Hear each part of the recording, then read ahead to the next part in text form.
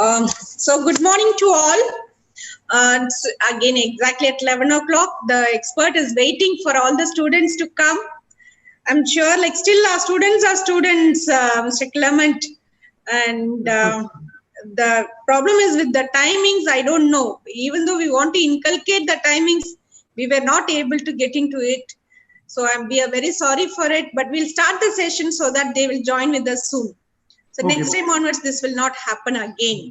No worries. So, good morning to all. Once again, I welcome everyone for this alumni guest lecture, which has been initiated from our College of Nursing Alumni Association from November 2020. And I'm sure, like, we are very happy to be with our alumni. Always, I feel so happy. And today we have alumni guest lecture on informatics, a bridge and quality care in the clinical practice. So we have a hero, Mr. Clement Anburaj, a clinical nurse manager, a decontamination lead, St. Columcille Hospital, Ireland, Dublin, Ireland. And he was so naughty during his student period, and so not only the naughty, he is very silent, but his silence is going to speak today what he was and he is now today. And through academically, he has done his MSc Healthcare Management, Royal College of Surgeons in Ireland, MSc Health Informatics, Trinity College in Dublin 2016, and he has completed his BS Nursing from our College of Nursing, Tamil Nadu in 2001. So we are very happy to have you with us today, and he has got a recent award certificate in decontamination of reusable invasive medical devices from Technological University in Dublin in 2019. So we are very happy to have you with us today, Mr. Clement, and I'm sure our students will be benefited out of your session, and it should be more of interactive so that they will be able to get what they need from you. So I'm sure, like, we are sure that they will be participating. After the session, I think they will be questioning more and more. So thank you so much for accepting our invitation and for being with us today. Thank you so much. So the platform is yours. Thank you, Rishmi. Once again, I welcome everyone.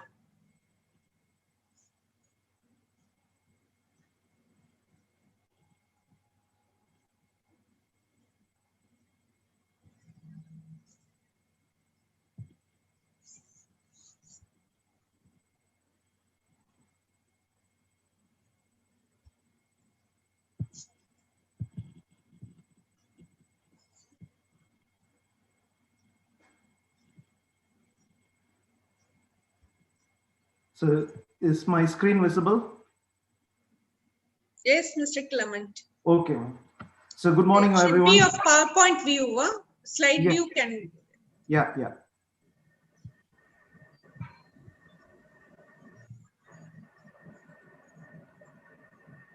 It's slideshow view now, ma'am? Yes, sir. Okay, yes. Thank you.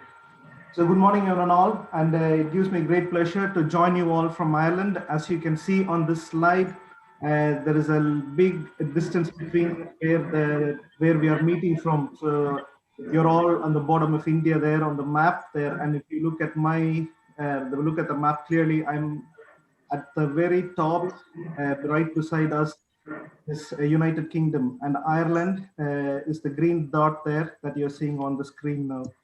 So a little bit about Ireland. It is a very small country. It is smaller than Tamil Nadu, and the population here is less than what we have in Chennai. There's about 50 lakhs of people living in Ireland. And then the leaf that you see in the middle, it is the national symbol of Ireland, and there are three things in that, and it actually depicts the Holy Trinity. It is a Catholic country here, and they say there was a patron saint who was called Saint Patrick. He came to Ireland in the 17th century, and he invented most part of the Ireland. So, and this is the plan. This is the shamrock. It's called the shamrock, and it grows plentifully all the hills of the Ireland. So it's the national symbol of Ireland. And also, if you see the flag, it is very similar to the Indian flag. If you rotate our Indian flag 90 degrees to the left, it becomes the Irish flag. So a lot of similarities between Ireland and India. Though it is a Western country, the culture remains very same. The very same. People are deep rooted in their culture. They look after their relatives. They uh, live for one another, they help each other, and they hold a lot of values. So coming from India to Ireland and settling here wasn't a problem for me. So this is just a little bit of idea for people who might have the idea to migrate to Ireland once you finish your studies, or who wish to come and work, or who wish to come and visit this place, or if you have any future plans. So the picture that you see in the screen now is the place where I work. It's called St. Columcille's Hospital. Loughlinstown in County Dublin is on the south side of Dublin. And as you can see from the pictures, there are 4 pictures there. It is a very, very old hospital. It's centuries old. It was actually a workhouse. They call it a workhouse, which means a prison.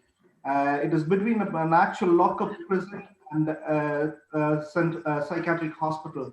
So it's a place between the two of those for people belonging to those that category who are not suitable for the prison and who are not suitable for the society or for normal hospital treatment. So they will be put in these places and they'll be expected to do very, very hard work. It's like kind of slavery. It happened centuries ago in the 18th century. So the actual 18th century building is behind the hospital. It's all ruins now, you can't see it. But most of these buildings are more than 100 years old, nearly 150 years old, but we still function in it today. So the reason why I'm showing you these pictures, as we go along during the talk, you will understand why I'm showing this picture to you now. And in this hospital, I work as a nurse manager in the endoscopy unit, which is the unit for performing scopes, gastroscopy, colonoscopies, bronchoscopies, and all those kind of scopes. It is only a diagnostic unit, so we only majority would be diagnostic here. And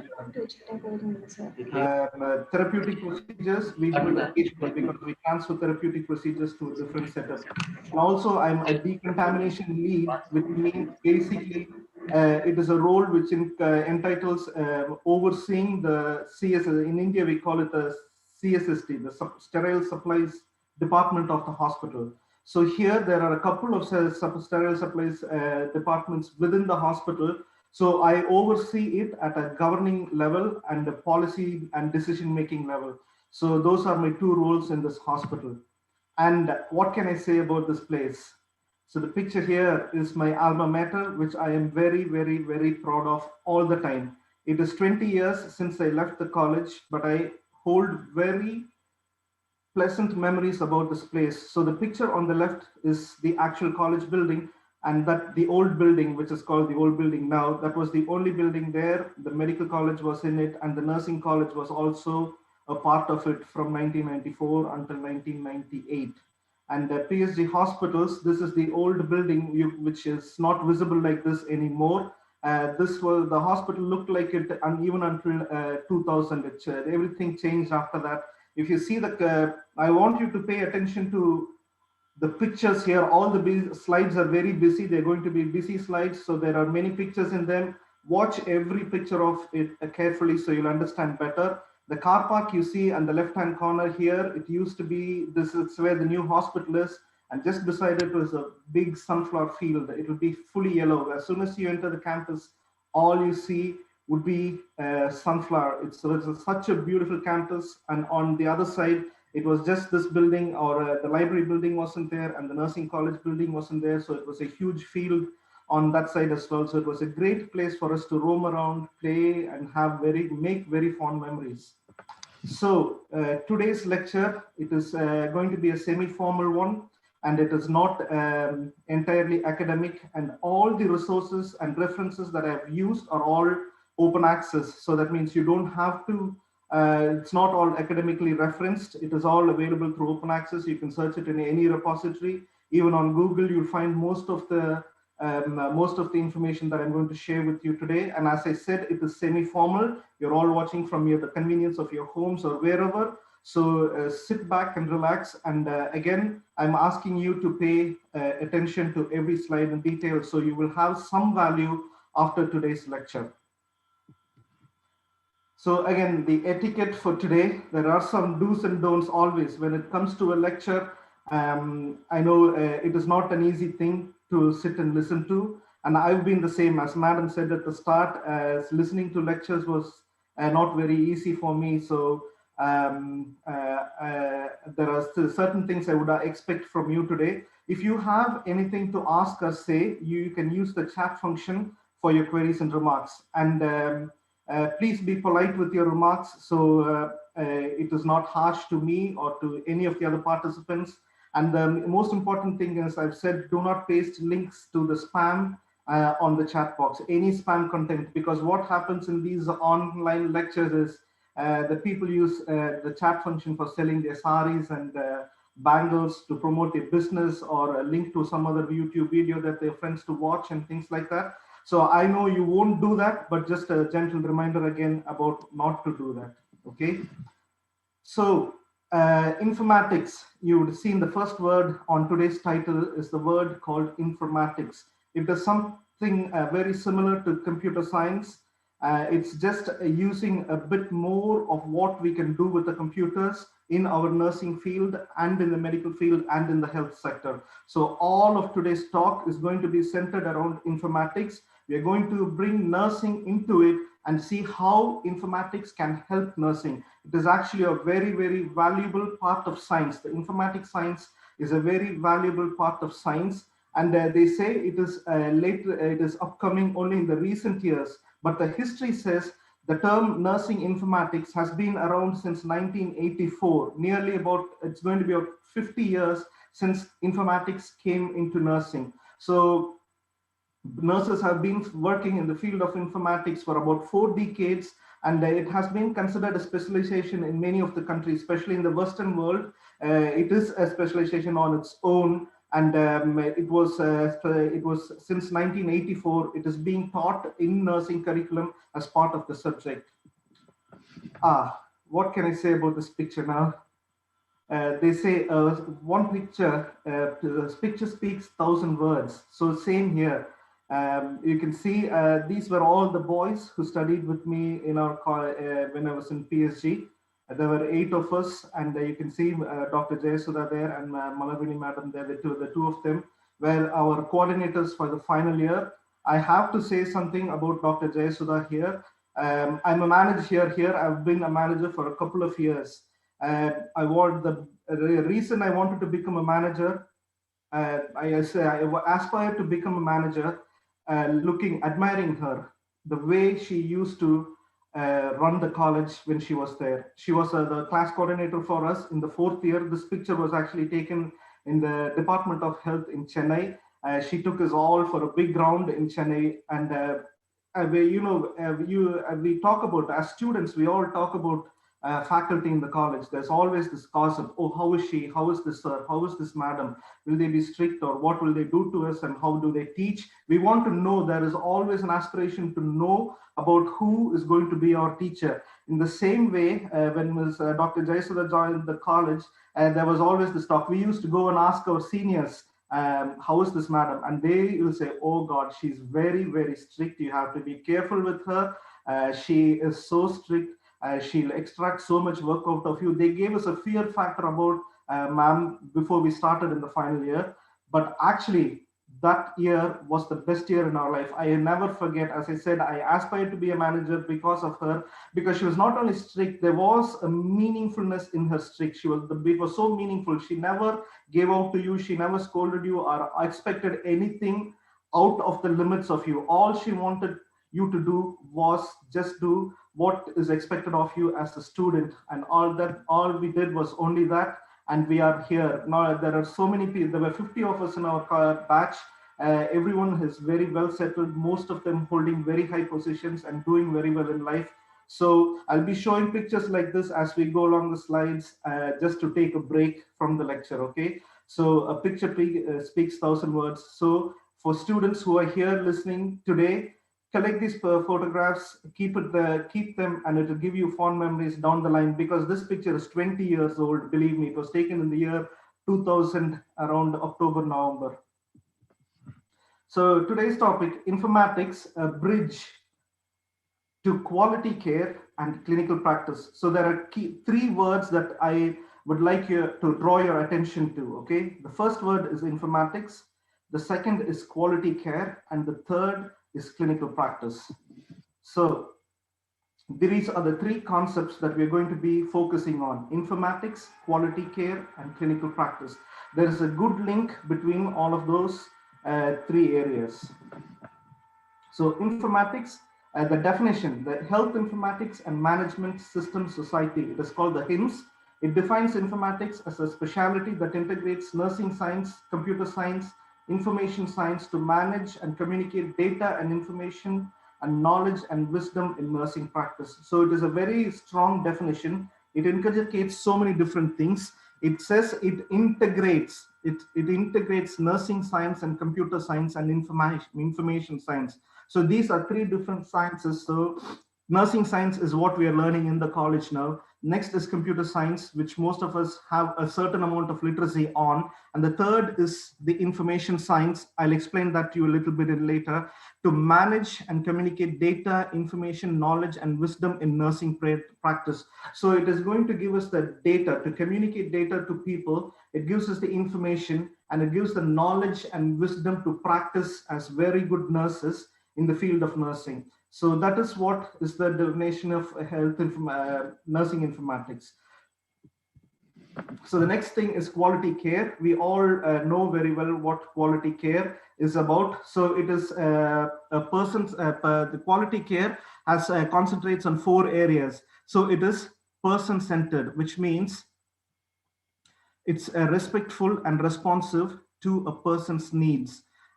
At the end of the day, no matter how high you fly or whatever you do, what your career aspirations are, or what career you hold, what posts you hold, you are a nurse and you have a commitment towards your patient.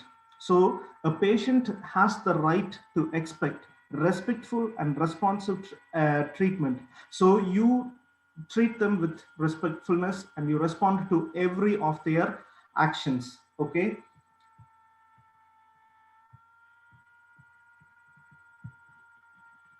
And then it is going to be an effective care. Effective care is delivered, which means it is delivered according to the best evidence about what is effective in improving a person's health outcomes. So it is evidence-based care. So what we studied about 20 years ago, there has been a lot of changes. The basic concepts don't change, but because the research is so extensive, we keep updating ourselves. We keep updating ourselves constantly through continuing nursing education programs, going to the college for formal education, informal education sessions within your department all the time. So you select the best evidence and about what is effective in improving a person's health outcomes. So that is the second thing about a quality care. First thing, it has to be person-centered. So each individual is unique and they should receive the care that they need. What is good for me, what won't be good for you. So we have to see what is good for me, and I would like to receive what is good for me, and it has to be effective in the sense, it has to be evidence-based, and it will improve my health outcomes.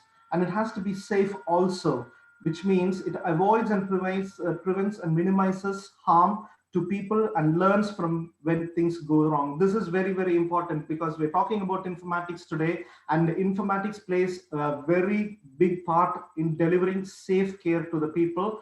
And again, you'll understand why as we go along the lecture today. So you have to avoid, prevent, and minimize harm. Try and avoid at all costs. Our aim is to avoid causing harm to our patients when we treat them. And it also prevents and minimizes harm. So if our treatment, sometimes there are inadvertently things happen. For example, there could be a drug reaction, which we don't know. Patient could be allergic to a medication that was never found out in the past.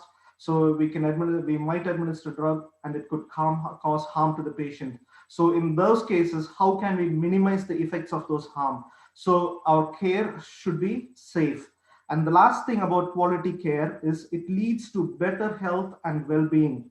So it's just not about in-hospital care. It is beyond the hospital. It gives them better health all the time so that they don't have to come back to the hospital for any of their treatment or anything. So it seeks to identify and take opportunities to support people in their own health and well-being. So we take the opportunity, say for example, we have a patient with heart failure, we take the opportunity to teach them to how to do well by themselves at home.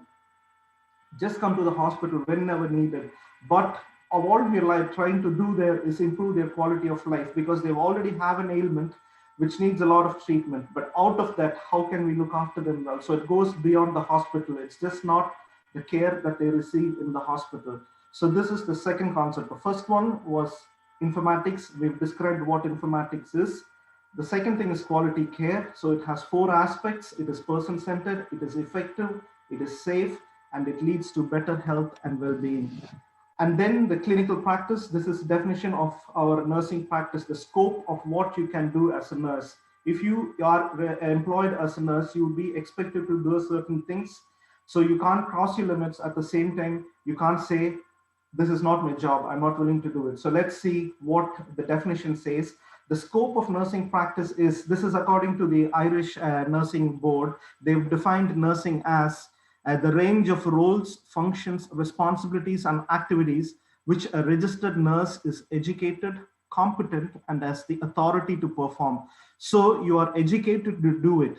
You're educated, we are all educated, you're in the college to be educated to perform certain things when you're out in the world. So the education gives you the right to do these things. You're competent, that means you're well able, you don't need help. Somebody doesn't need to come and instruct you all the time, prompt you, give you instructions all the time, do this, do that. No, you will go out, you will be able to practice on your own, and you have the authority to perform your duty. So once you're registered as a nurse, once you finish your qualification, you register yourself in the Nursing Board of Tamil Nadu or the Indian Nursing Council or wherever your authoritative body is, and that authorizes you, your PIN number authorizes you to function as a nurse. So this is what you do in the clinical practice, okay?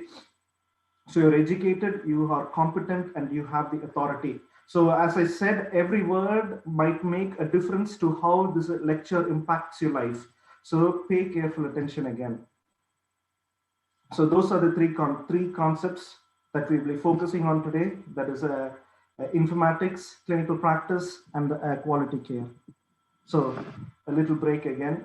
This is a picture that was taken again about 20 years ago. I think this was the first graduation ceremony of our college, when the first batch of students, that was 1994, when they graduated in 1999, this picture was taken.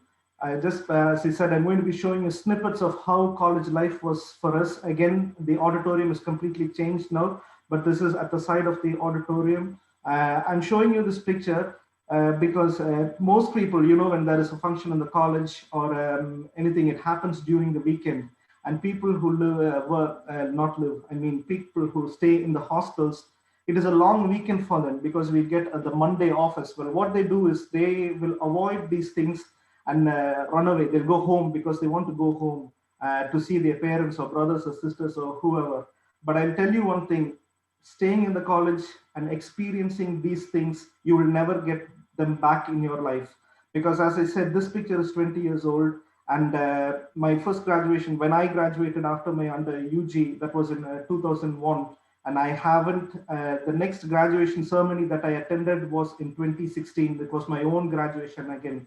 There were 15 years in between. So these kind of ceremonies, the lamp lighting ceremony or graduation or whatever it is, take the chance, go there, see what's happening, because PhD institutions have their own way of doing things. They have set very high standards, and I can promise you, I stand by my word, you will never see anything like that anywhere else. Like I graduated here in Ireland, which is considered to be a Western country. It was the most simple, it was an honor to receive a degree, but it was the most simple function. There is no grandeur to it.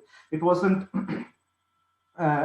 done so it wasn't so grand at all. It wasn't a grand function at all. There's very little memories from that. But about from this function, I remember everything, nearly everything that happened. So college education is not just about nursing, your curriculum, whatever you have to do, your care plans, your assignments, case studies. It's not just about that. It is also about making memories, making friends, meeting people, and all of that. Okay. So putting informatics into context. I've described, we saw the definition, it is a science, information is a science. And how is it going to impact nursing is what we're going to see here, okay? So the first picture there on the top left corner, it's a car. If you zoom in, if people are able to zoom in into this picture, you can see well, it is an interior of a car. The second picture there is an interior of a cockpit of a plane. The third picture is a stock exchange office. And the last picture there is a bank. It's the picture of inside of a bank. So what is common in all of these pictures is it uses technology, okay? So the car can nearly drive itself. All you have to do is get inside and sit in it, and it will do everything for you. If you want to reverse back out, go to everything, you just have to speak to the car. The car can literally speak back to you, and it can drive you to your destination. It is able to do all of that, okay? So that is how well developed the automotive industry is. The second thing is the cockpit of a plane. We know it is the best mode of transport. It takes us, it connects the world, it gets us everywhere you want. But the safety features, I'm talking about safety here, they have thousands and thousands of safety features. You just don't get into a plane and just fly off. The 2 pilots or 3 pilots, or how many of them are there, they have to be there well in advance of the departure time, and they carry out safety checks. Okay, this word safety is also, I've indicated it in our title today. So just pay, just pay careful attention. They go through so many things before they just take off. The maximum they can fly could be about 350 people in a plane. And now with the A380s, there's more people can fly. Maybe 500 to 600 people can fly at the same time in one plane. So just for the safety of 600 people, they go through safety checks for about more than an hour. They go to thousands and thousands of things. They have to check every single thing, every button, every seat, and everything. They check the fuel, they check the auxiliary fuel channel, they check the outside temperature, whether the engines are working properly, and the sensors working properly, the windscreen is fine, everything has to be fine, and it has to be of the topmost safety standard before it take off. Even if there is a little breach, if there's some problem, the flight won't take off. And that is how careful attention they pay to safety. And the aviation industry is used as a benchmarking for the health industry. They're saying the health industry learns a lot from the aviation industry in terms of safety, because they are so safe in their practice. We are trying to learn from their practice to inculcate in our practice. So safety is what we learn from the aviation industry. And again, what gives them this safety is they learn from their mistakes. Anytime a plane goes down, there's a crash, they investigate it so hard. You would have seen those programs in the Discovery Channel and things like that. They investigate so hard, so deep into those things to find out what went wrong there, so that that mistake never ever happens again. That's what they try to do. And that's what we are, as the health industry, we're trying to learn from them, the safety feature.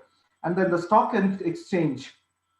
Okay. It was started off long time ago. There are a couple of people, and all you see is screens. There is more screens than the people in that room. So if you see there, that's about one person is looking at about 8 screens, and there is about 5 or 6 people there, and there is more than, I'd say at least there is 100. If you expand that picture, there's at least 100 computers there. So all they are looking at is screens. But what is behind the screen is what informatics does for them. So they are using informatics to gain their information. So one person has able to look into many different things and control many different things. So that is the power of informatics for them. And again, the banking thing, even up until 10 years ago, the banking sector was a completely different game. We had to go to the bank there. You had to carry your passport. Everything was paper-based. You will have to wait long, and you'll have to going to the bank was a process. It wasn't easy. You might need a half a day to go and get your things done. But what happens today, everything is in your handheld device. The banks are almost empty. There's no staff working in the bank.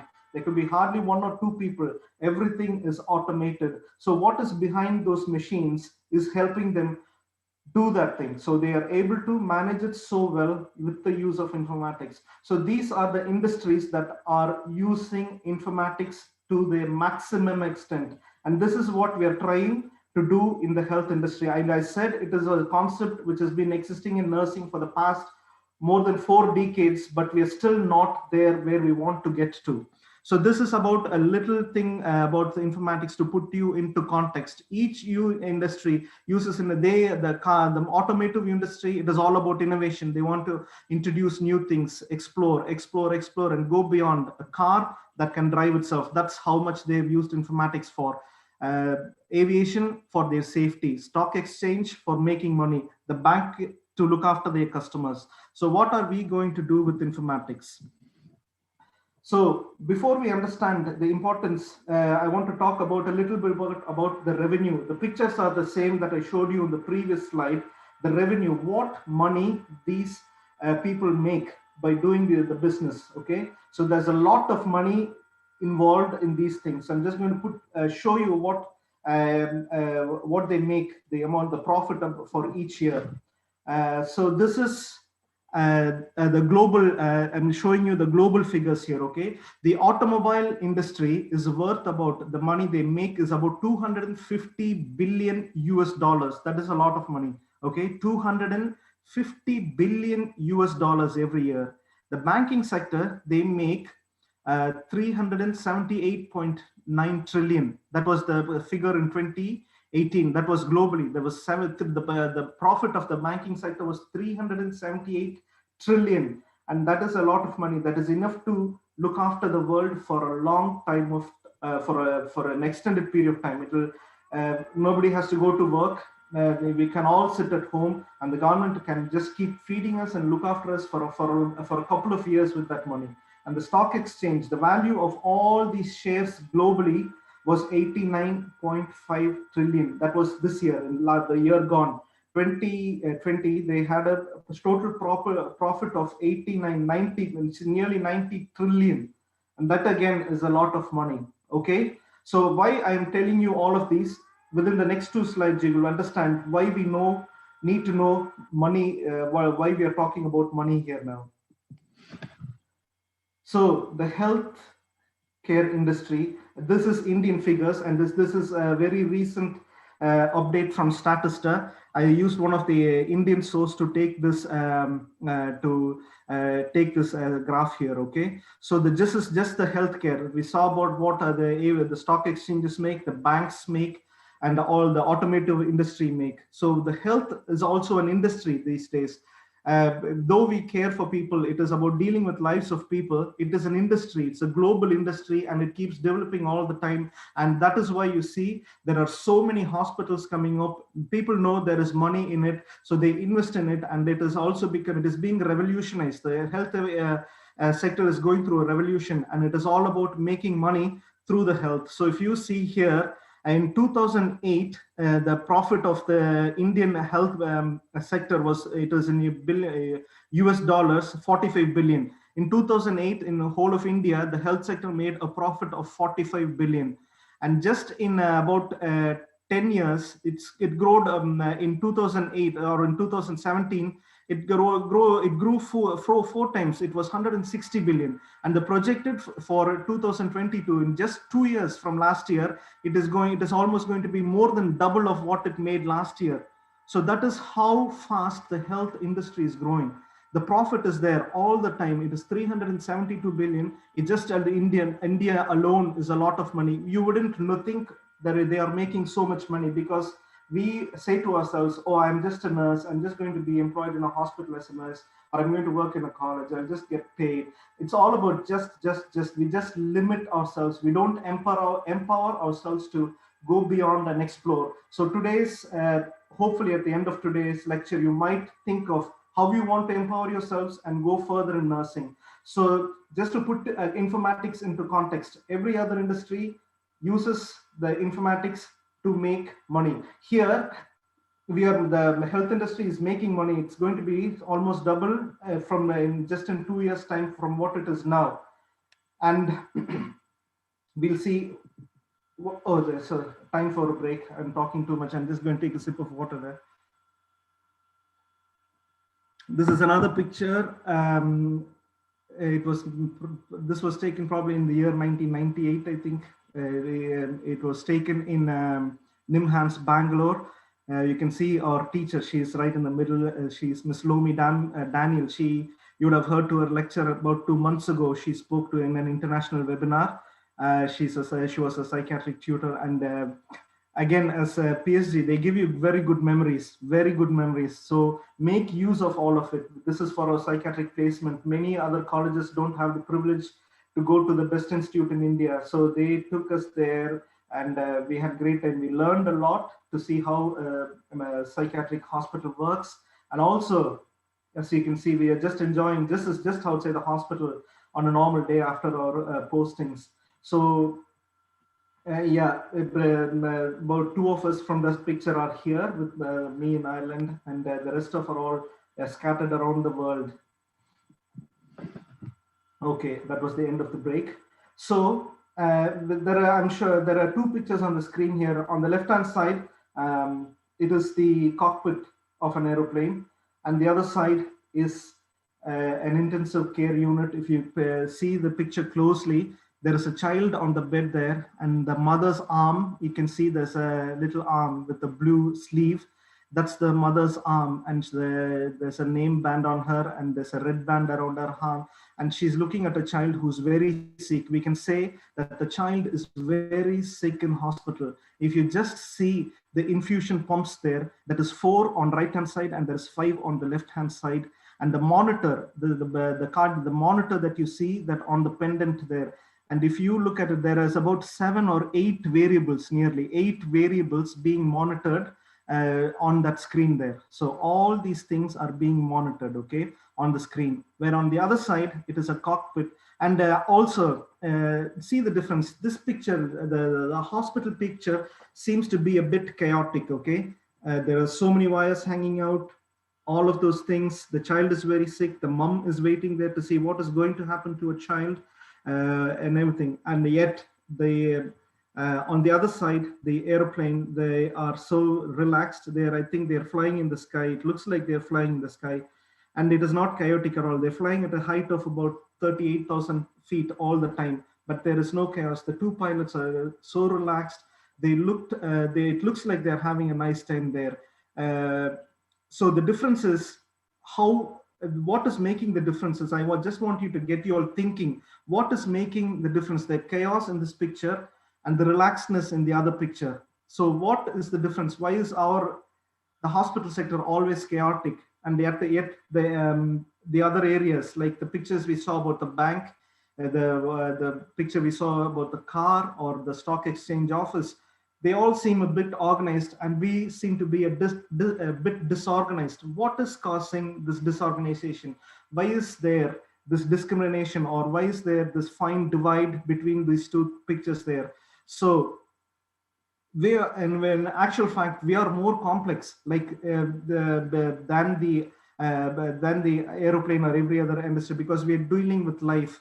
The life that is on the bed there, it is so important, just not to the parents, but to all of us, because it is a human life. We don't want anyone to lose their lives. That's what, at the end of the day, that's what we want for. But why is it so chaotic?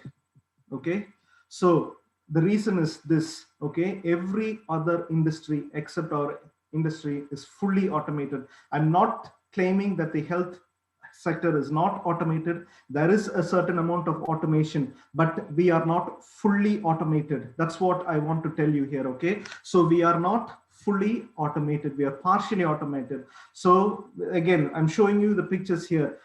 The bank, you don't have to go to a bank anymore, okay? It is it is in your phone. You can do everything that you want to do. If you look at the picture there, it shows you can look at your account, you can transfer money, you can pay bills, you can do everything with the convenience of holding it in your hand, okay? And the same way for the stock exchange, it is in an app.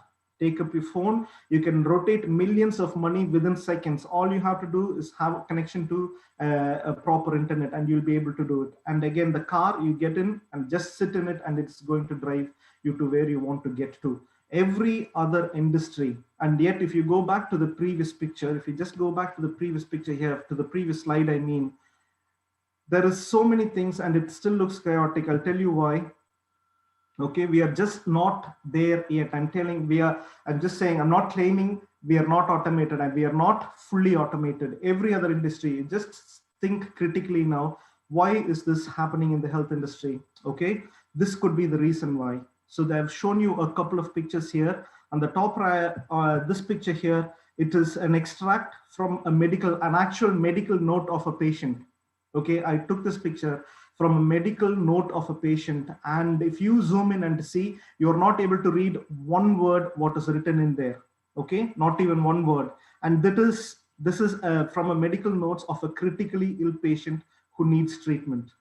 And this picture here is a prescription. It's a treatment order for a patient. So the first thing there is a medication. I don't know what is written there, 40 milligrams, and says it is initially it was written up for IV, and one stat was the dose, and it was meant to be an IV, and and they've striked off IV, and it is oral, and the rest of the things I'm not able to read anything at all. I think the last line, it says 75% of something, maybe oxygen, I'm not sure. It is 4-hourly. So you look at the picture, it is chaotic. And again, the picture in the center, this is the only reason we are not able to be automated. Okay, so everything is in paper form. If you, in an emergency, if you are looking for someone's chart, say a patient registered in your hospital came in an emergency and you wanted to pull out the medical records, this is where you walk into. This is a picture of a medical records of a hospital. This is just one aisle. There is thousands and thousands of aisle in each hospital storing medical records of patients in the paper format. And again, this is in a ward. If you are asked to go and get a lab report of a patient, there are so many things up on a shelf and you can't get it out in an emergency. Okay, the few seconds to few minutes can mean a life of a patient. Life and death are in those few minutes. Are you going to waste those few minutes in going out and reading what you're not able to read, trying to read and understand what is ordered for this patient? Or if you're in a hurry looking for the chart of a patient, are you going to be searching for a chart there? And this is the most common scenario in the ward. Nurses are always busy in the ward. There is not a single day when we are not busy. We are running around, and then yet everyone comes to the secretary, the consultant, the junior doctors, the physiotherapists, whoever comes to the ward, they come directly to the nurse looking for the chart. Nurse, have you seen this chart? Do you know where the chart is? Do you know where the note is written? We act as advocates for their medical records of the patient. Okay, so what I'm trying to say is, this is our problem. We are still heavily dependent on paper. We like paper so much. So what we are trying to achieve here in the health industry is we are trying to move away from paper so we can use informatics to help us. Okay. So I've shown you the monitor there, which is monitoring about 80 variables at one time. So 8 variables at one time. So what that all of the data, for a human brain to process that data by looking at the screen, can be hard. So what we are trying to achieve here is use informatics to help us do this, to give quality care. We already discussed what quality care is, the safe patient-centered care to patient. Okay, so that's what we're trying to get informatics to do for us. So information overload is the problem for us at the point of care. So when so many data elements, there are 3 points in this slide here, when so many data elements need to be turned into information and knowledge, errors can occur because of the huge volume of knowledge data that is already there. So you have to look at all the parameters of the vital signs that is being monitored. You have to look at all the drugs that are being going through. There were 9 infusion pumps on that picture. So there are 9 types of drugs going into that small child. And then apart from that, you'll have the investigation reports like your blood reports, X-ray, CT or whatever. So you have to take all of that, put it together and use your brain to come to a decision, to make a decision, to care, to make the next step in the care of that patient. So errors can easily occur. And the second thing is, a physician can be confronted with more than 200 variables during a typical morning rounds. So that is for a single patient. There is about 10 different data variables or 20 different data variables for a patient in critical care. So the physicians easily in a morning round, they could about, if they see about 10 people, they are going to deal with 200 different variables. And study says, this is an expert study says, even an experienced physician is often not able to develop a systematic response to any problem involving more than 7 variables. Okay, so the best consultant, the most educated person, physician, is able to do with only 7 variables, but he is expected to deal with 200 different variables every morning. And so that is for a physician who's highly qualified.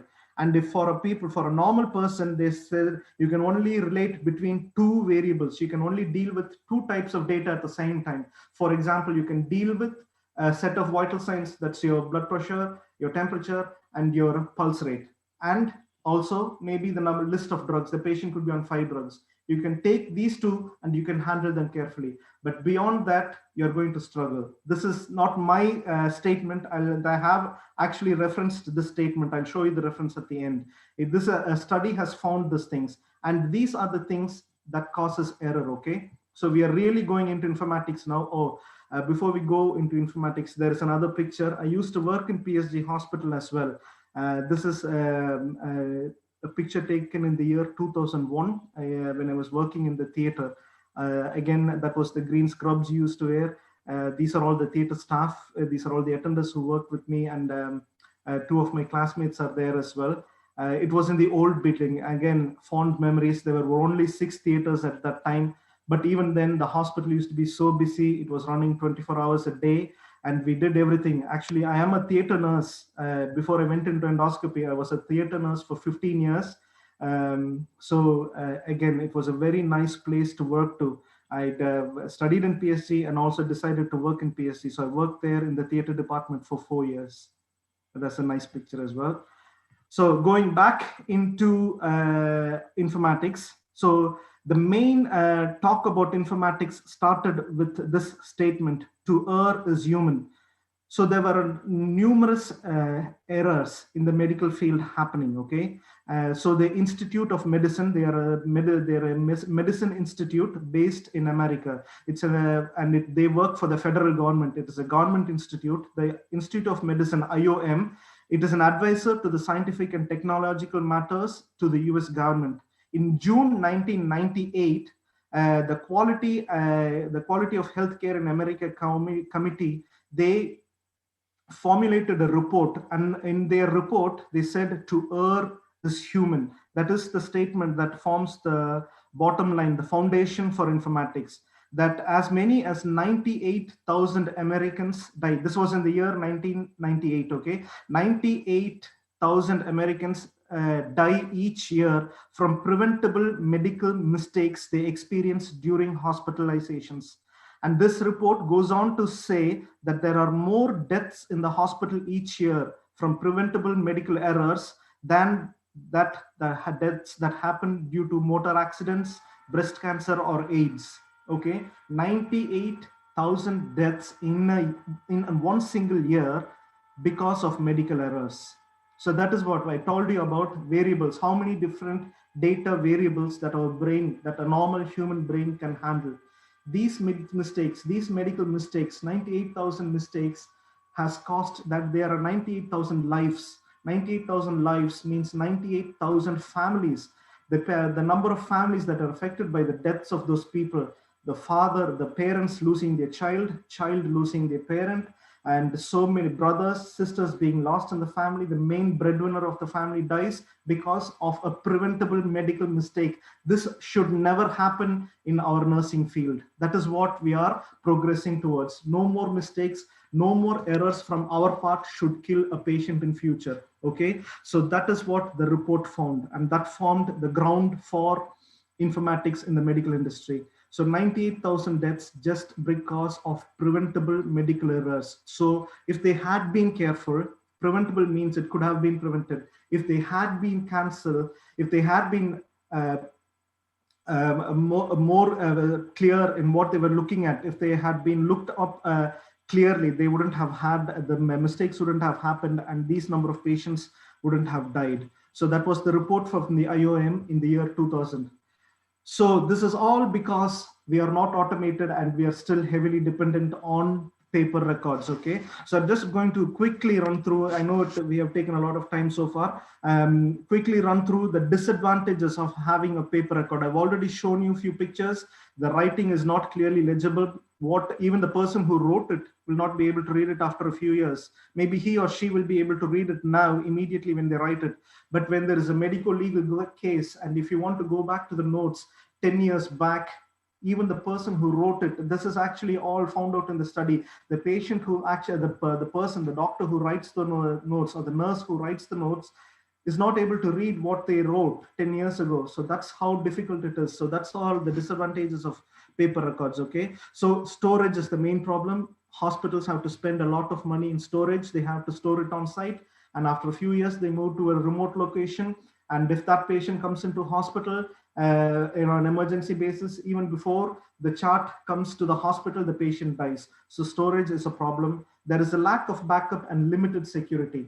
So say if there is a fire, and a fire in the medical records department, and if your notes goes on fire, that's the end of your history. That's the end of your medical history. Nobody will never know what treatment you had, what happened to you, or what, because the medical notes are not given to the patient. It is the property of the hospital. It stays in the hospital. So there is very limited backup and very limited security. Security in the sense it can be robbed, stolen, it can go on fire, moths can eat it, things like that. It is time consuming and error prone. So nurses working on the wards will know that you need a certain amount of allocated time just to go and sit and write your note for about what you did for your patient for that day. And again, it is error prone. We've seen in the prescription order there, they wrote something and they had to strike it off and rewrite it again. That was a clear rewrite.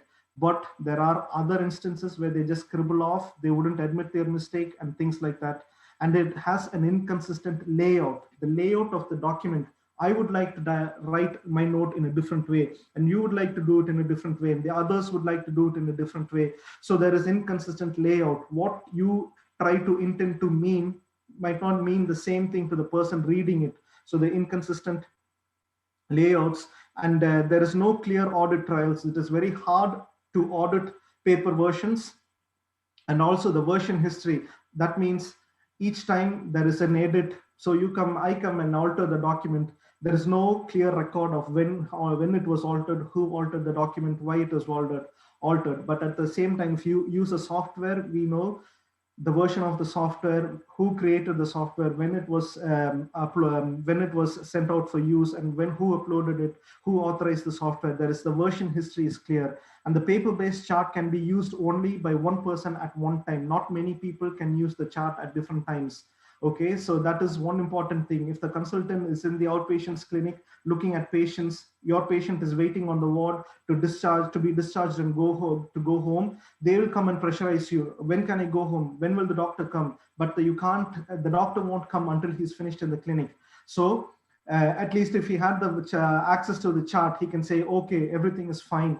The patient can be discharged. So there's a lot of time wasted around these things. And if there are two people, say the physiotherapist is there and you're in the ward, and two people are waiting just to get the chart of the same patient. So it is not accessible to all people at the same time, and it can be used at only one location at a time. And the paper chart is fragmented. It is not easy to access. So the clinic, though it looks organized, in a hurry, if you want to look up a lab result, it is not very easy to get it out. Okay, so these are the disadvantages of paper records. So that's why we need to move from paper into informatics. Okay, so now the big questions: are we ready for the transition? So we've seen how bad, or how the health industry, even though it is making so much money, it is making so much revenue, and it is growing all the time, we are still very paper-based. We are still very paper-based, and the medical errors still happen. I lost my own aunt 2 years ago to adverse medical reaction. She was given medication that she was allergic to. No one knew it was no one's fault. We just didn't know she was allergic to the medication. She got the injection. She was treated in a hospital, a big hospital in Coimbatore. It's a private sector. I don't want to name, but we lost her. But actually, when we went back to the clinic, a small clinic that she was treated a few years ago, the doctor had actually found out she was allergic to, but the information wasn't passed on. The transition of information didn't happen. It didn't move on from a hospital to the hospital. So that way we lost a life in our own family because of this adverse medical reaction. So are we ready? You could have similar situations in your family as well. So are we ready? Is the health sector ready to make the change? Can we embrace the change? Will our brain accept this change? And then the third thing, what can help us go forward in making these moves? So these are the very important questions we have to ask ourselves today. Okay, so is the health industry fully automated? Okay, and we can clearly see from here, we have a cardiac monitor. There are about 12 different variables being monitored on that screen there. We have a biochemistry lab analyzer machine, which is fully automated. An CT scan, so that's an MRI scanner, CT scanner here, and a ventilator. All of these are fully automated. Okay, so we cannot say the health industry is not automated. The machines that we use are fully automated. Okay, so what is the problem with these things? So there are too many data variables, too many metrics that we have to deal with each time. So I had mentioned in my previous slide, an experienced physician is not able to develop a systematic response to more than 7 variables. And then normal humans are limited to 2 variables at a time. And I have posted the reference there. This is not me, because people might get angry. How can you say that I don't? This is a common problem between the nurses and doctors. They'll come to fight with us. They will say, how can you say that I can't handle more than 7 variables? So I didn't want that problem, and that's why I have the reference there. Okay, so we are not able. So the first problem is there are too many data variables that we are dealing with. Apart from just the figures we see on the monitor, we have to look after the drugs. We have to look after the lab results. We have to look after many other different things. So there are too many data variables. That is problem number 1.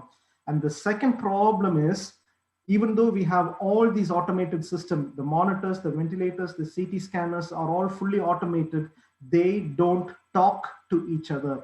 These systems don't talk to each other. So there is no use being automated. Okay, if two things want to work, so the two of us are here, and if we want to get the best out of the two of us, we need to talk to each other, we need to collaborate, and we have to provide combined results. So the problem with the health industry is none of these systems that I showed you talk to each other.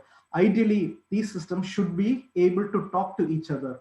Okay, so if I get my results tested, I know it comes up on the screen in a ward, but you still have to go and print it out to bring it to the bedside and discuss it in front of the patient. You still need those kind of you're still using paper there. And if there is a trigger in the sense, if your blood results are altered, if it is high, or say, for example, if your potassium is high or low, what does it mean? What does it mean for you? Because high potassium could mean something to me, and it could be something different to the next patient. So what does that mean to that patient? That is what we are looking to focus on using informatics. Okay, so we need systems that will talk to each other. So that's where informatics comes into play. Okay, so we are trying to adopt a system that will talk to each other. So what is the solution to this problem? Though the health industry is partially automated, what is the solution? So the solution is, so we have data here and we have systems also. So all of these systems generate data. So we have a lot of data, and we also have a lot of systems. So to make use of the two together is what we called interoperability. So the main thing that you have to understand, the second big word for you all today is interoperability. The first word is informatics. The second word is interoperability. So if you look at this picture here, interoperability, sorry. It is the reports from the labs, the physicians, the health plans, the hospitals, registries, practices, and healthcare associations. All of the information from all of these things come into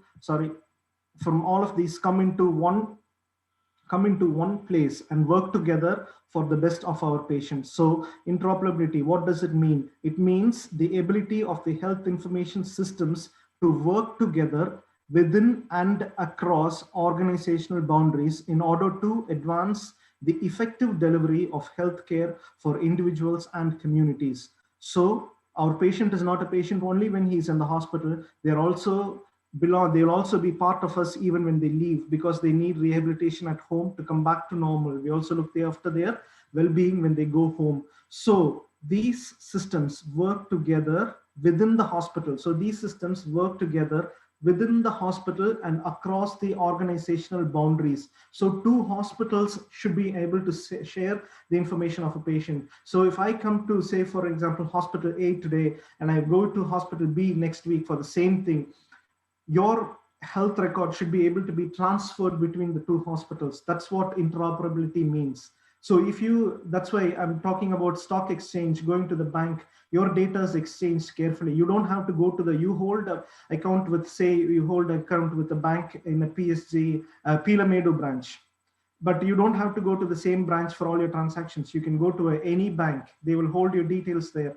Same way in the health sector, you have to be able to go and do this across the hospitals. So if you go, they shouldn't be able to saying, oh, I don't know what treatment you received in the hospital, so I have to start again new to treat you. That's why I lost my aunt, because that was the problem. We didn't know that her notes wasn't transferred, her data wasn't transferred between the two hospitals. So same in the aviation. If you go and book a flight with one airline today, they hold your record for the rest of your life. The next time you just give your date of birth or a reference number, they'll be able to pull out your details straight away. So that is what interoperability means. So that is what we're trying to achieve in the health industry as well. So for the data we have and for all the automated systems we have, we are looking at interoperability, which means collaboration of the systems in simple terms. So interoperability can be achieved in the health industry or the health sector through the electronic health record, the EHR in short. It is the electronic health record. And on the picture here, you can see this is what an electronic health record will look like. So there is the picture of the patient, his demographic details are there, his name, age, address, date of birth, all of those things. And each of them is a drop-down menu. All the variables are there regarding his medications, his blood results, his vital signs appear as form of a trend there, his MRI, his CT, and everything is in one place. Okay, so say for example, this patient is in the surgical ward. I'll be able to see this screen on the surgical ward, and the consultant or the physiotherapist will be able to see the same screen from wherever they are. They don't have to physically come to the ward to access these data. Okay, everything is available to them at their desk. So all they need is a machine which is interoperable and has all the data at one place, and that is what is giving us this answer is the electronic health record. And most of the countries are progressing towards an electronic health record. So the electronic health record is a computer and telecommunication based system capable of housing and sharing patient health information, including data on patient history, medication, test results, and demographics. So it includes history, medications, test results, and demographics. And it is a computer-based system, and it is a telecommunication-based system. And it houses these details all the time. So it is available wherever you want it and whenever you want it, okay? So that is what the electronic health record does for you. So here we see the components of a EHR. So the patient's demographics, like billing information, insurance information is there in your health record. The history and the physician orders is there. Your medication and allergy information is there. Nursing assessments, notes, vital signs, the graphics of your vital signs, laboratory and radiology results, the trends, that means the graphs of all your results, the reports that you need to submit to the quality and safety department, and the links to other clinical decision support system, what we're going to explore now in a few minutes, okay? So how can EHR really be useful to us? How can informatics can really be useful is what we're going to see briefly, and then we are going to be finishing very, very soon now. So these are all, there are about 8 components, And I'm going to just look at one of them today. And, there are many components. We are going to look at one, which is called the decision support system. It is the clinical decision support system. Okay, so it's called the CDSS.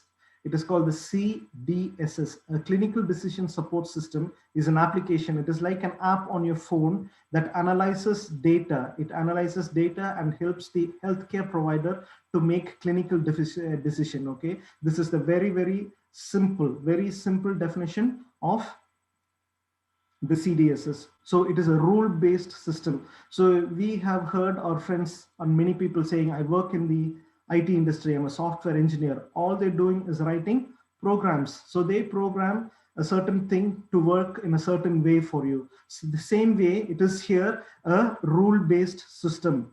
So this clinical decision support system is a rule-based system. It is a knowledge is encoded as rules on the application. So if A, then do B for this patient. If potassium is high, order this medication. If the potassium is low, order a potassium infusion. That is a simple example. It can do, that is a very basic example, but this can do very complex things. We'll go and discuss it later in the lecture to now. Okay, so it is a rule-based system.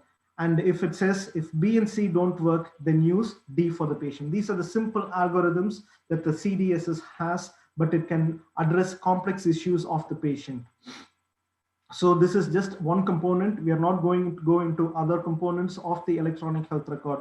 So far, we have seen informatics, quality care, and interoperability. So these are the terms I want you to never forget in your life, okay? Interoperability, and now the electronic health record, which is the EHR, and one component, just one component of the electronic health record is the decision support system.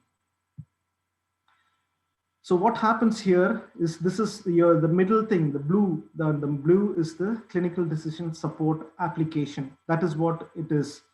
And on the right-hand side is your electronic health record. That is the decision. You input certain things into the CDSS and it gives you, it communicates its results to your handheld device, to your computer, to your tab, to your iPad, or whatever your health record is on. So on the left-hand side, you can see it uses knowledge base. There are rules, there are algorithms stored in the CDSS, and it is guidelines. So all these things are from data that is being produced over the years. So it is all written down as guidelines, and it is in there in an algorithmic form on the knowledge base. And there is an inference engine. It uses your previous health records, and it uses CDS rules. As I told you, it's rule-based. If A and B, then do C for your patient. If it is not B and C, then do D for your patient, things like that. And it uses decision and executes decision there for your patient, and it communicates to you as well. So it gives you alerts about what kind of treatment you can use for your patient. And also accepts, the application also accepts input. Your physician, it is not all about computers. Your doctors, we as nurses will still be able to feed our information into the app, so it will give us the appropriate result to use for our patient. So this knowledge base is the most important thing. It uses all the most important knowledge repositories. All the medical repositories in the world are taken. So you don't have to go online or use any of the journals or articles or the latest guidance. You don't have to go search online and waste your time. You have access. That's what we are doing at the moment. If a patient needs treatment, you can't all say to yourselves, oh, I have the internet, I can check on my phone what is best for my patient. But what we are trying to achieve here is save time. And the crucial time is money in hospitals, and it is also life. It is not only money, it is life. We are going to save someone's life. So this CDSS, the clinical decision application, will do it for you. It is going to search the most best repositories in the world for you. So it will give you the automated guidelines. So it has information about everything. It has the treatment guidelines. It has genetic information. It has allergy information. It has medication information. All the treatment modalities it will tell you what investigations you have to do for your patient, what investigations not to do for your patient, how to save money. All of these things put together in one place. So go back and think about the stock exchange. There is so much of money involved in it. and it is money all around the world. They're moving it, making money out of it. How are they able to do it? It is just because a system like this that they use of. So in the health sector, we have a decision support system. We said there are 98,000 deaths each year, about 98,000 deaths. That's 1 lakh deaths each year just because of preventable medical causes. So this system is going to give you alerts. It is never going to allow you to make a decision, a wrong decision again in future. So that is what the system is going to do for you. Okay. So we are discussing one component of the of the electronic health record. So what does it actually mean? In very simple term, I know I'm rushing. We are nearly about close to the hour. I'm going to finish very soon. It is when you look at this picture here, it is a black box. They call it a black box. So it's the decision support system is a black box. So the algorithms are inputted into it. It is already available there. The instance data means the data about this particular instance, that is about this particular patient. That is the information you feed into your CDS system. That's the nurses, the doctors, the physiotherapists, the occupational therapists, whoever. Whatever information they have about your patient is fed into the black box, and the algorithms are already in the box. And this is the domain knowledge. That is the knowledge from your health repositories, from the databases, from previous experiences, and all of those things. There are companies that constantly are working at the background to keep this updated all the time. So these three things put together into this black box, the brain of the informatics system, and then it gives you actions. It gives you actions, it gives you alerts and informations. So that is what it is. It is three inputs into the thing. So there is algorithms based on existing knowledge, data on specific case addressed by the CDSs, and then the other known facts about the case, example, drugs and interactions. So everything is there for you, because you don't have to go and deal with variables anymore. This system is going to do it for you. And the output from here comes in the forms of alerts, actions, and information. So three things, you get three output from there. It'll tell you what actions you have to take for that specific patient. So it might tell you, administer this medication, or it will tell you, oh, the record shows this patient has an adverse reaction to this medication when you was treated last time. So don't do that. And on the ventilator support module, it will tell you, go on to CPAP, go into PEEP, or whatever mod you want to set the breath, set 12, and it will give you every setting, and it will tell you, also give you alerts.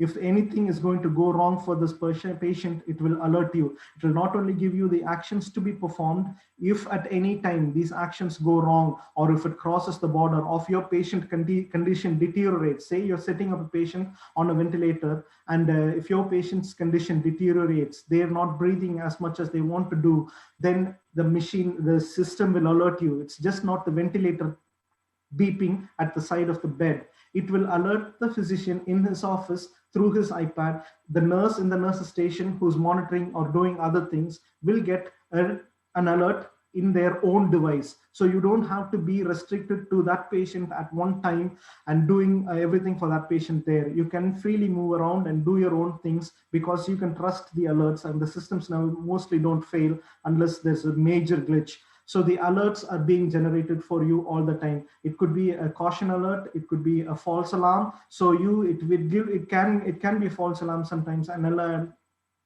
sometimes it alerts you so much. There is a separate concept called the alert fatigue. You're being fatigued by the number of alerts. It never ever allow you to make a mistake ever again. So that's what the decision support does for you. So this is what informatics, we use informatics for. So you have more time for your patient. So now what you're doing at the moment is you just go to the patient, do some basic needs for them in the morning, and the next time you don't have time to go and even turn them. Say for a ventilated patient, they need to be turned every 2 hours. The nurses are so busy, we are so short on the ground, we don't have time to go and carry out our nursing duties for the patient, okay? So these support systems, these information technology is going to give you all the time to go back and interact. Nurses is all about talking to your patients, making them feel comfortable, addressing their comfort needs. With the more advanced we are, the more time we get to interact with our patients. So that's why So that's where quality comes in. Or you should be able to receive compliments from your patient. Oh, that nurse looked after me so well. That's what we need to hear. At the end of the day, nothing is going to give you satisfaction more than that. Just a compliment from a patient or a family coming to you and say, that is, I received excellent care for you. That is what we are hoping to achieve. But with the current situation, with our paper-based system, and we're spending more time on documentation, wasting time on interpreting the data, we are doing all of those things. We are forgetting the very reason we are there in the hospital, the patients. They are the reason we are there. So we need to be there for them to do what they need as nurses. So we let the informatics bit and the systems do these kind of things for us and give us the decisions. We carry it out and then also use our human intellect to see if it is right or wrong. Okay, so I'm just going to give you some examples of how what CDS is. So this is, I said, it is an application. So these are all companies. These are Athena. So you can, I'm giving you these names. So you can, if you people who are interested can go and explore and see what these things, what these companies do. Athena is a company.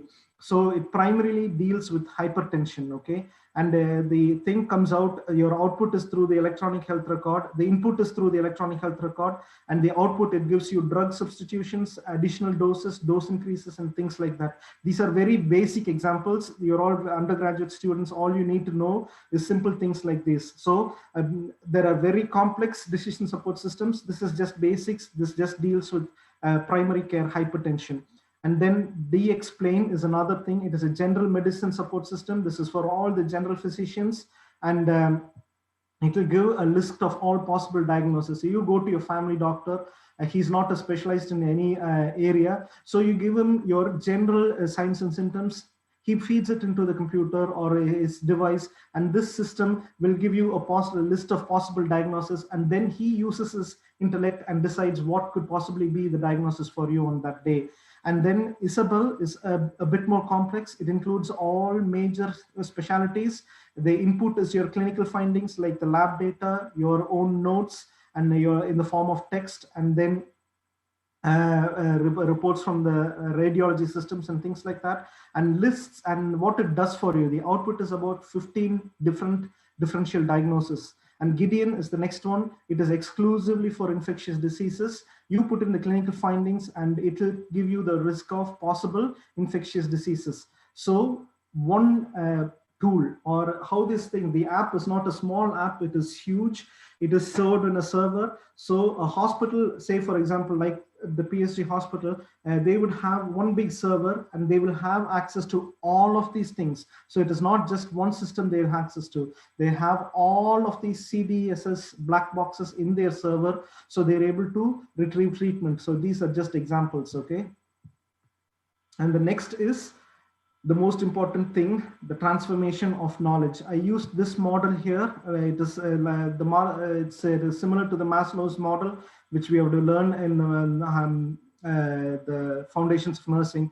So it is similar. It's not the same. It is similar, I mean. So data is the bottom there. It has to be transformed into information, then information into knowledge and wisdom, and then you apply your insight and make your decisions. So again, going back to how many variables you can handle at a time. So for 7 variables, you should be very highly qualified, a very highly thinking brain, high IQ. This all happens in seconds. Few seconds, you give you the data, you give away to your decision in a few seconds. But more the complex the problem is, more time it takes for the human brain to work, to go through all these steps and make out your decision. So the transformation of data into knowledge to make those informed decisions, to prevent those avoidable mistakes, to potentially save the life of a patient is hard for a human brain. Apart from making money, the hospitals have to save lives of the patient. So depending on human brains is very good. We have our intellects, that's why we all study and everything. But this system goes one step beyond to make sure you're always doing the right thing. So transformation of data, whatever, just not for your patient vital signs, lab results, or anything you study in the college, anything that you receive, take the data and see what it means to you. Numbers on its own, data is pure numbers. Numbers on on its own is no good to anyone. For example, recently you would have seen the COVID-19 outbreak, and the numbers of people being affected was being the flash news all the time. It was there, it was on the news all the time. They'd say thousands and thousands of people are being infected. We know 10,000 people were infected yesterday, but what is that number going to do to me? We take that number and we make modeling, we model with it, and we'll say in 10 days time, if we follow this route, we follow certain algorithms, and we say if we restrict, if we go into lockdown for the next day, 10 days, we make a modeling sample and then we follow the model, we can cut the numbers down. So that's what we're doing. That's why they give us the numbers where they see how many people are infected. So the data is transformed information, and that will see how much lockdown or how many days you have to be in lockdown to kill the virus. So that's a simple example again. So make use of the numbers. Just don't look at them. Oh, my salary is so, say if you earn 50,000 today, you're going to say, it should mean something to you. 50,000 in the bank, it can stay there and do nothing for you, but you would like to do something. You're transforming that 50,000 into buying things, paying for something, looking after yourself, or whatever you do with it. So get it and transform into something. So take the data, transform it into information, and make informed decisions to give the best care for your patient. Okay. So the electronic health record, it just transforms the data into transforms data into information, and the data and quality go hand in hand. So the title for today was Informatics for Quality Care. So data and quality. So without data, you can't produce quality. So if you do not know that 98,000 people had died, died in the year 1998, we wouldn't have been here talking about informatics today. If there was no record of numbers, we wouldn't have done it. So they found out that there were the mistakes, how many people were affected, what impact did it have, and they made a decision this should never happen again. And that's how informatics came about. So same way, data and quality. We need data, collect data in all aspects and use it for improving our quality all the time. We could be doing the best at the moment, but we still want to improve through accredit. That's why the audits happen. We audit ourselves frequently. So make sure we are compliant with the standards, we are reaching the standards and doing beyond the standards for the patients. Okay. So the meaningful use, this is another word that I want you to remember today. Meaningful use of the data, it improves patient outcomes. So there should be meaningful use. Having the data there and doing nothing with that is not good for anyone. So take the data and use it meaningfully. So it is good for the patient and it is good for our learning. So we'll be able to store it in the repository and use it for the next patient or whoever has the similar condition in future.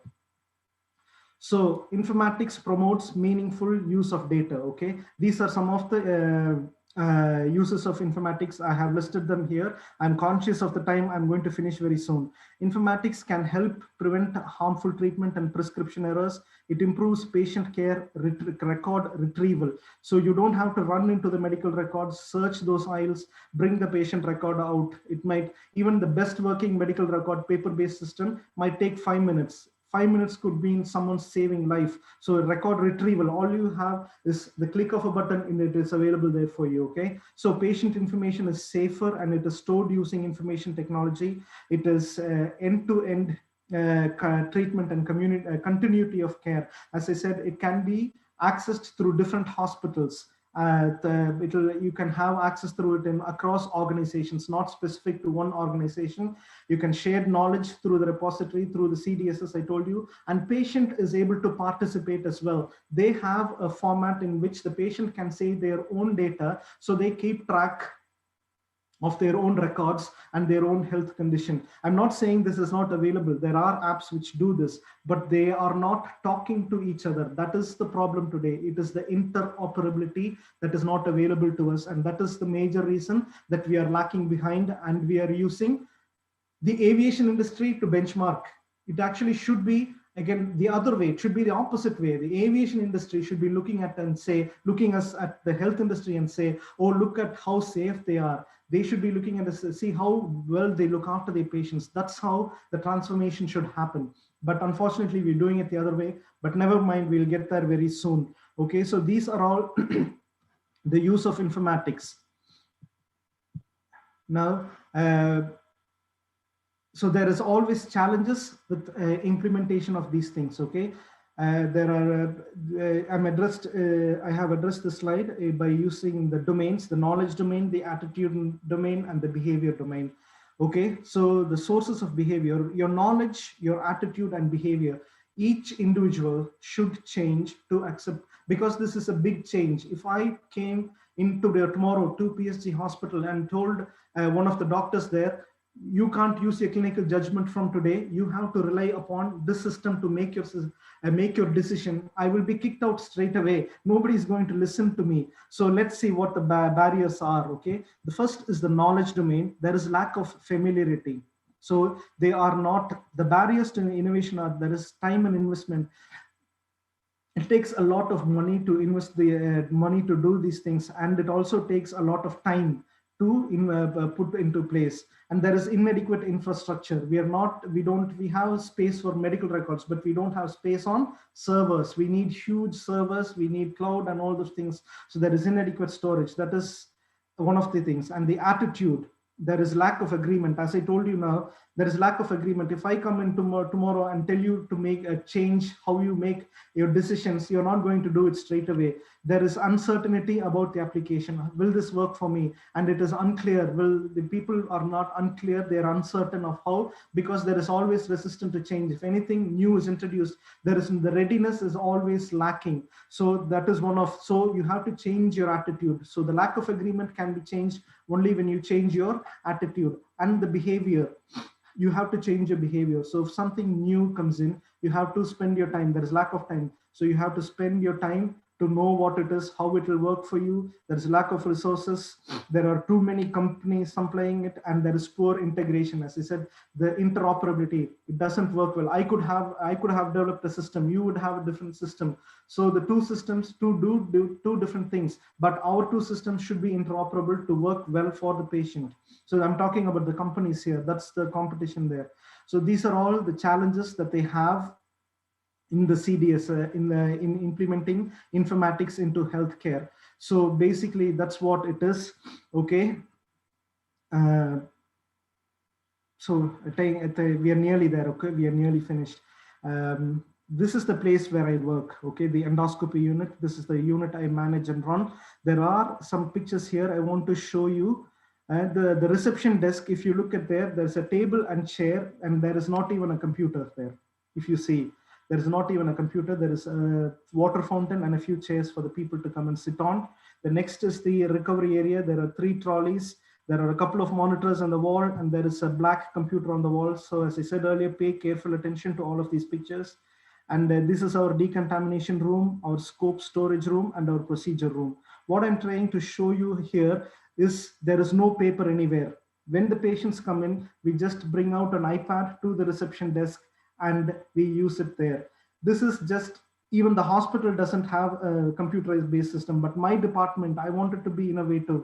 I wanted to move forward. So innovation again was taught to be by my management teachers, my teacher, which is Dr. Jayasudha, in my 4th year in the year 2001. So innovation.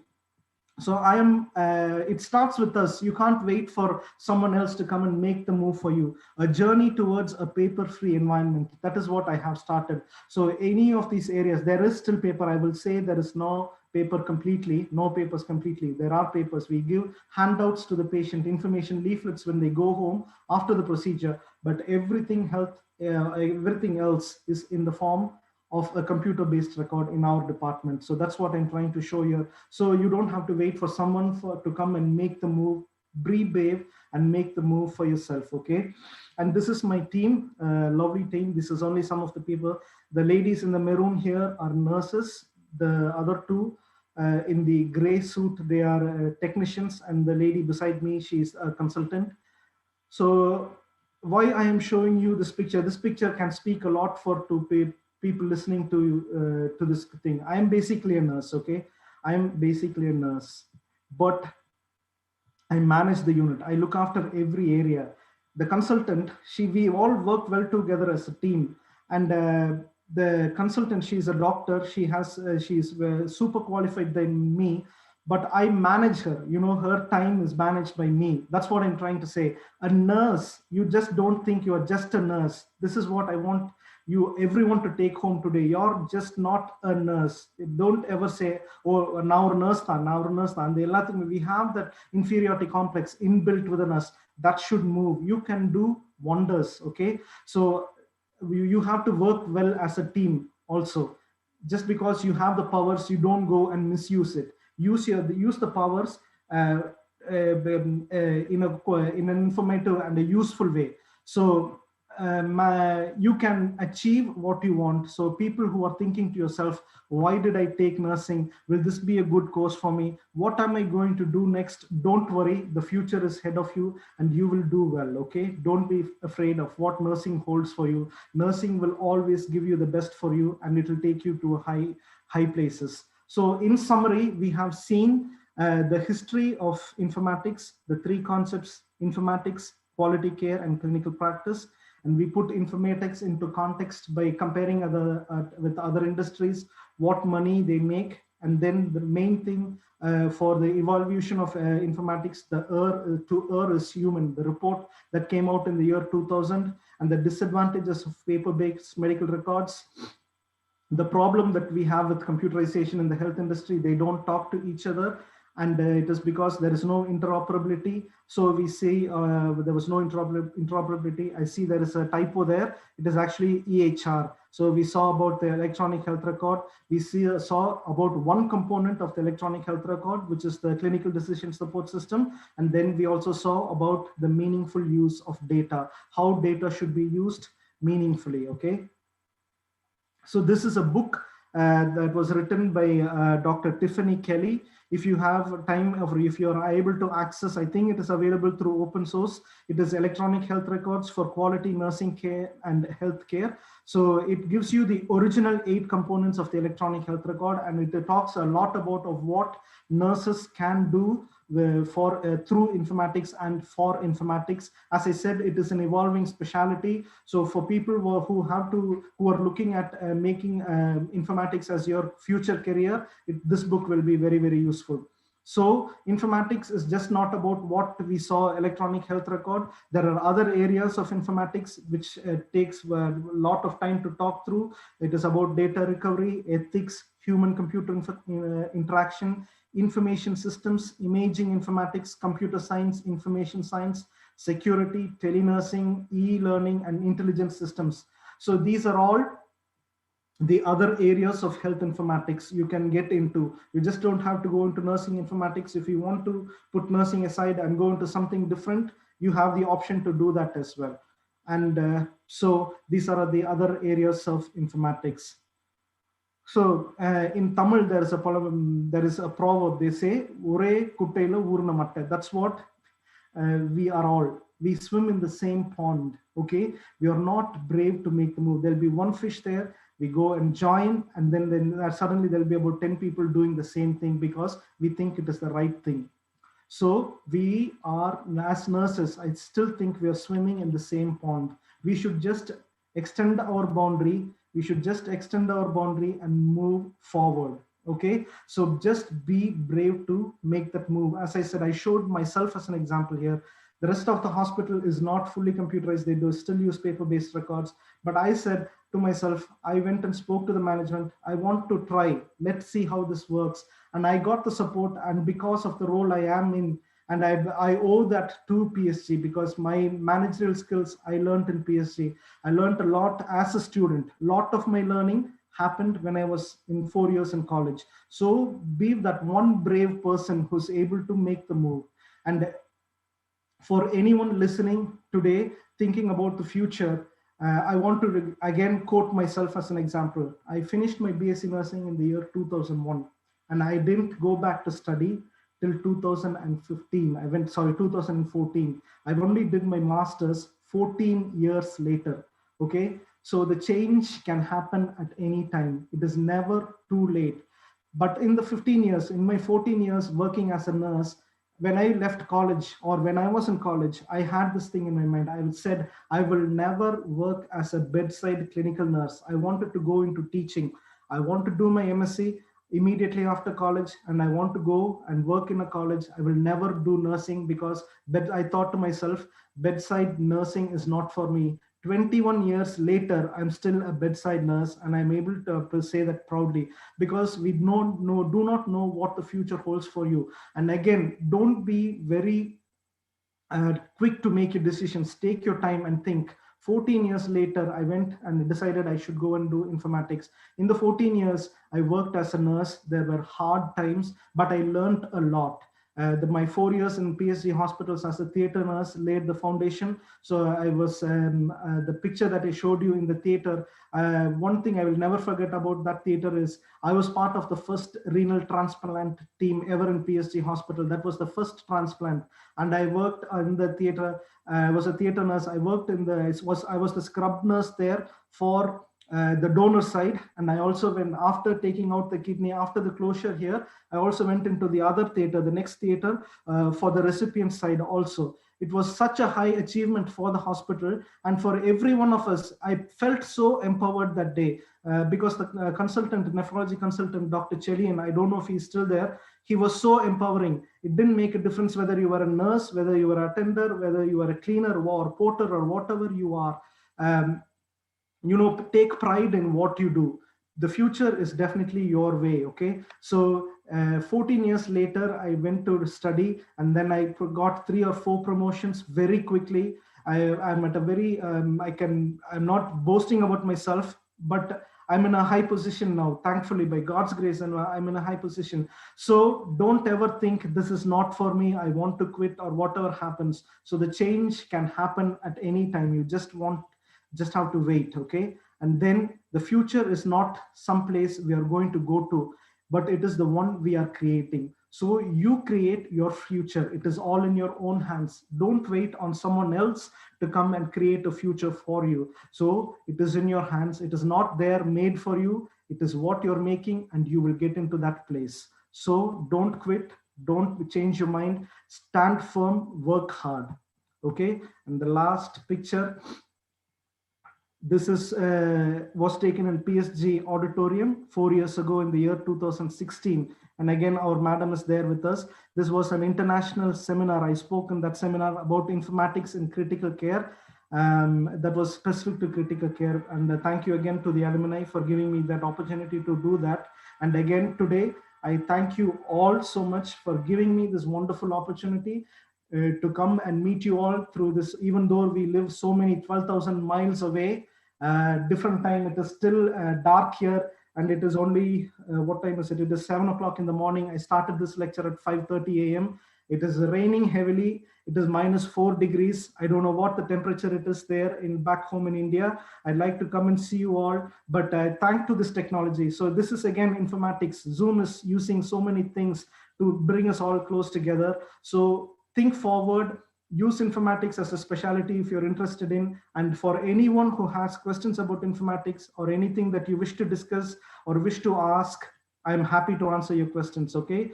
And thank you, dear Madam Jaisudha, for your time, for accepting me and giving me this chance. Ms. Blessy, who worked with me for all your support right from the start of this month. She used to give me silent prompts because I was a bit lax, but she'll say there is 20 more days, 10 more days. Have you got your slides ready? She's doing her job as a teacher very well. So thank you, Blessy, and wish you all the best, and wishing all the students all the best, and good luck and God bless. Thank you all. So students, do you have any questions?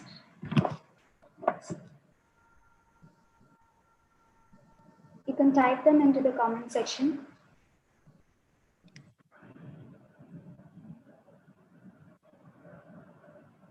Sir, you can stop your screen sharing now. Okay. Hope they have understood the 3 key points: the informatics, clinical care, and the clinical practice and quality care. So, sir, is there anything else you want to cover up before the wrap?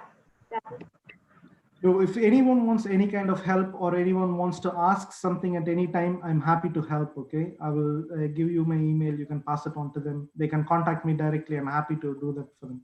Sure, sir. Okay, sir. Thank you so much. Thank you. Thank you very much. Thanks for your time. So I thank our principal, Dr. A. Jayasudha ma'am, for giving me the opportunity to coordinate this alumni guest lecture. And I would also like to thank our speaker, Clement sir, for enlightening us with your knowledge. It gave us a deep insight into the topic and also revealed interesting facts. And I would also like our thank our faculty and non-teaching staffs for their support. Last but not the least, I thank Bhaskar sir for the technical support. I thank everyone. Thank you, sir, for being Thank here. you. Thank you. Have a good day. Thank you. Okay, sir. Thank you.